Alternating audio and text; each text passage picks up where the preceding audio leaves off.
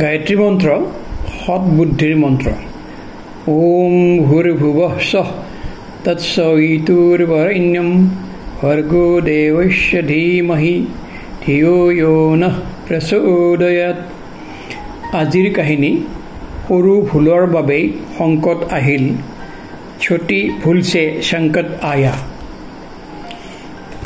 এইদৰে কোৱা শুনা যায় যে এবাৰ হেনো কলিংগৰ ৰজাই মৌ খাই থাকোঁতে তেখেতৰ মৌৰ পিয়লাৰ পৰা অলপ মৌ ছিটিকি আহি মাটিত পৰিল।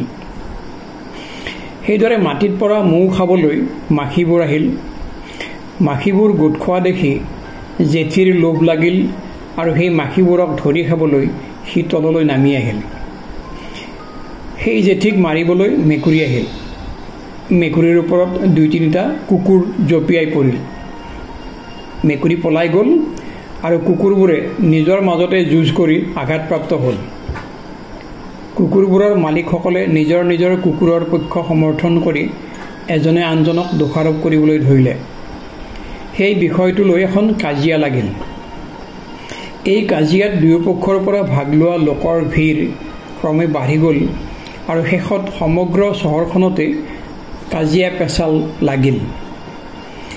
কাজিয়াখোৰবোৰে সুবিধা পালে আৰু চৰকাৰী খাজনা লুটি লৈ ৰাজমহলত জুই লগাই দিলে।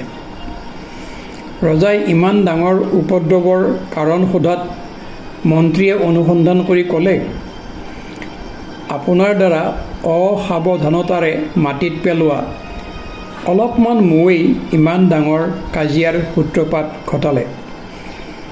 তেতিয়া ৰজাই বুজিলে যে সামান্যতম অসাৱধানতায়ো মানুহৰ বাবে ডাঙৰ সংকট উৎপন্ন কৰিব পাৰে। ধন্যবাদ।